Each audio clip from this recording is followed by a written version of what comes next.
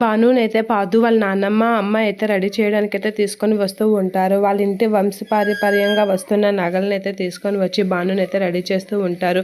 నువ్వు ఈ ఇంటి కోడలు అయ్యావు కానీ ఈ ఇంటి కోడలుగా హోదా అయితే ఇంకా రాలేదు. నీకు ఈ నగలు వేస్తే ఆ హోదా వస్తుంది అని చెప్పేసి వాళ్ళ అత్తయ్య అయితే అంటూ ఉంటుంది. ఆ మాటలకి భాను అయితే వాళ్ళ అత్తయ్య కాసి అలా చూస్తూ ఉంటుంది. ఇక భానునైతే వాళ్ళ అత్తయ్య, నాన్నమ్మ అయితే రెడీ చేస్తూ ఉంటారు. అలా అమ్మమ్మ వాళ్ళు రెడీ చేస్తూ ఉంటే భాను అయితే అలా చూస్తూ ఉండిపోతూ ఉంటుంది.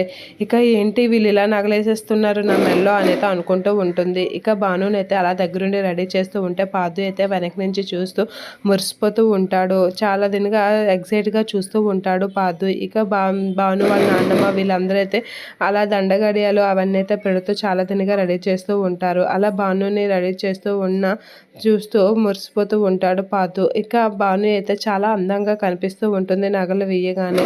అది చూసి భానుని చూసి పాదు అయితే అలా ఇదవుతూ ఉంటాడు. ఇక వడ్డానం అవన్నీ పెడుతూ ఉంటే ఏంటి కనిపించడం లేదు అని చాలా ఎగ్జైట్గా తొంగి చూస్తూ ఉంటాడు. అయినా భానుకి అడ్డుగా వాళ్ళ అమ్మ రావడంతో పాదుకి కనిపించిపోయేసరికి కొంచెం ఎగ్జైట్గా అటు ఇటు చూస్తూ ఉంటాడు. ఇక వాళ్ళ అమ్మ అయితే పూర్తిగా మేకప్ చేసేస్తూ ఉంటుంది. ఇప్పుడు చూడు ఎంత లక్షణంగా ఉన్నావో అని చెప్పేసి అయితే పాదు వాళ్ళ అమ్మ అయితే అడ్డంగా లేగిస్తూ ఉంటుంది. ఇక వాళ్ళ భాను అయితే అద్దంలో చూసి ఒకసారిగా షాక్ అవుతూ ఉంటుంది. వెనకే ఉన్న పాదు కూడా సూపర్గా ఉన్నావు అని కామెంట్ చేయగానే ఇంకా షాక్ అవుతూ ఉంటుంది భాను.